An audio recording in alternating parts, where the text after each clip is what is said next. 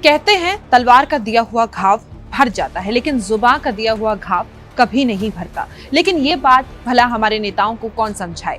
भारतीय राजनीति में वैसे तो हर राजनीतिक पार्टी और नेता राजनीतिक सुचिता सद्भावना की बात अनेक मंचों से कहते रहे हैं, लेकिन सच्चाई ये है कि जो सीख मंचों से ज्यादातर नेता दूसरों को देते रहे हैं, कई मौके ऐसे रहे जब वो खुद ही अपनी दी गई सीख को भूलकर विवादों का कारण बन गए।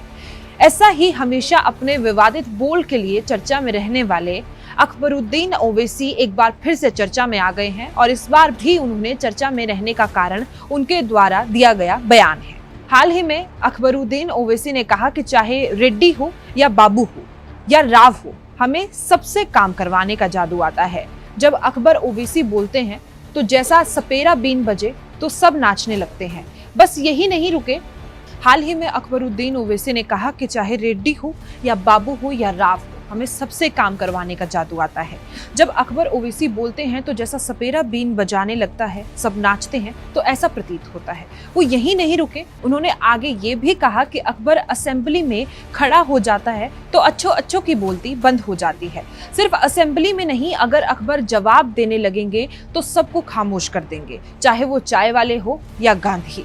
ओवैसी ने कहा कि हमारी इज्जतों को लूटकर तबाह किया गया, हमारी बस्तियों को लूटकर तबाह किया गया। आज भी चेहरे पर दाढ़ी है तो मारा जा रहा है, सर पर टोपी है तो गोली मारी जा रही है।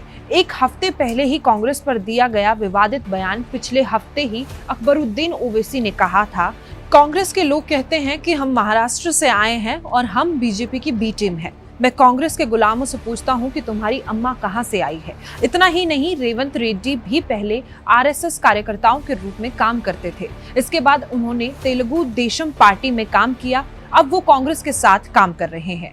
ऐसा पहली बार नहीं है कि जब अकबरुद्दीन ओवैसी ने मंच से जहर बोला हो। इससे पहले भी वो 2013, 2019 में सार्वजनिक मंचों से कई विवादास्पद बयान दे चुके हैं। अकबरुद्दीन ने 2013 में कहा था कि मुसलमान 25 करोड़ हैं और हिंदू 100 करोड़ है।